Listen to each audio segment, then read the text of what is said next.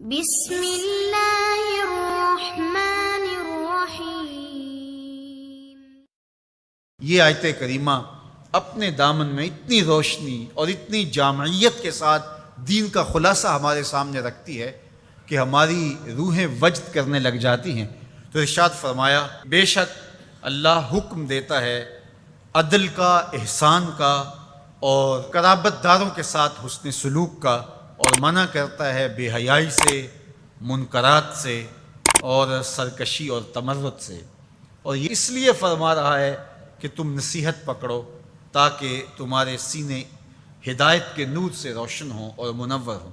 حضرت حسن بصری رضی اللہ تعالی عنہ فرماتے ہیں کہ اس آیت کریمہ میں اللہ نے کسی بھی امر خیر کو چھوڑا نہیں ہے، ساری خیر اس کا خلاصہ بطور حکم ہمیں ارشاد فرما دیا، اور پھر فرمایا کہ اللہ تعالیٰ جل شانہ نے کسی برائی کو نہیں چھوڑا جس سے ہمیں منع نہ کر دیا ہو۔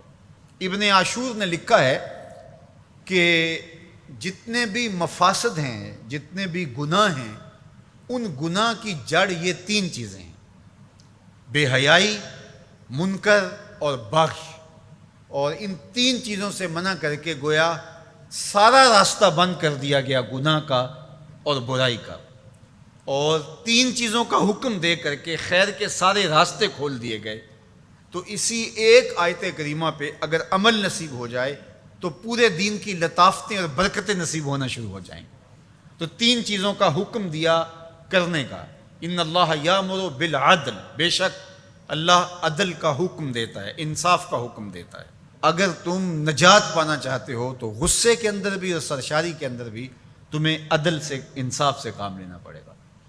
تو ہمارا دین ہمیں عدل سکھاتا ہے، اور قیامت کے دن 7 اشخاص جن کو اللہ اپنے عرش کا ٹھنڈا سایہ عطا فرمائے گا، ان میں سے پہلا شخص حضور نے ارشاد فرمایا امام عادل، وہ شخص جو عدل و انصاف کرتا ہے، وہ امام، وہ حاکم جو عدل سے امور سلطنت نبھاتا ہے، کل قیامت کا دن ہوگا، کوئی سایہ نہیں ہوگا، اللہ اسے اپنے عرش کا ٹھنڈا سایہ نصیب فرمائے گا۔ روایت میں آتا ہے کہ قیامت کے دن جو بادشاہ ہوں گے، حکمران ہوں گے، ان کے ہاتھوں میں ہتھ کڑیاں ہوں گی، اور ان کو یوں میدان حشر میں لایا جائے گا۔ اگر انہوں نے عدل کیا ہوگا تو وہ ہتھ کڑیاں ٹوٹ جائیں گی اور انہیں جنت بھیج دیا جائے گا، اور اگر انہوں نے عدل و انصاف نہیں کیا ہوگا تو ان ہتھ کڑیوں کے ساتھ ان کو جہنم میں دھکیل دیا جائے گا۔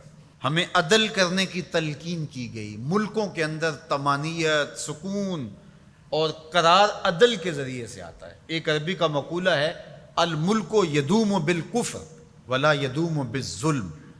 ملک کفر کے ساتھ تو قائم رہ سکتے ہیں لیکن ظلم کے ساتھ قائم نہیں رہ سکتے۔ علماء نے عدل کے حوالے سے یہ بات بھی لکھی ہے کہ اس کا مطلب اللہ نے ہمارے اوپر جو بھی فریضہ عائد کیا ہے اس کو پورا کرنا، یہ عدل کہلاتا ہے۔ لوگوں کی امانات کو ادا کرنا، یہ عدل کہلاتا ہے۔ ظلم کو ترک کرنا اور انصاف کا بول بالا، یہ عدل کہلاتا ہے۔ اس عدل سے مراد صاحب حق کو حق دینا ہے، جس کا جو حق ہے اس کو دینا، یہ عدل کہلاتا ہے۔ اللہ جو ہمیں عدل کا حکم دیتا ہے، اس کا مطلب ہے ہمارے ذمے جس کا حق ہے، ہمارے باپ کا ہے، ہماری اولاد کا ہے، ہماری ازواج کا ہے، ہمارے اہل خانہ کا ہے، ہمارے ہمسایوں کا ہے، دوستوں کا ہے، جس کا بھی حق ہمارے ذمے ہے، بلکہ فرمایا کہ تیرے نفس کا تیرے اوپر حق ہے۔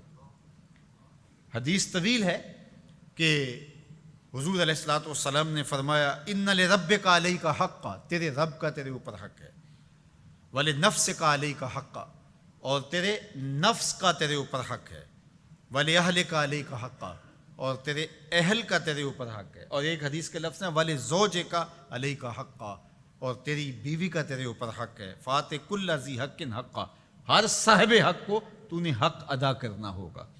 تو جس کا ہمارے ذمے حق ہے، جب ہم وہ ادا کرنے لگ جائیں گے تو یہ عدل قائم ہوگا، اور عدل قائم ہوگا تو معاشرہ پرسکون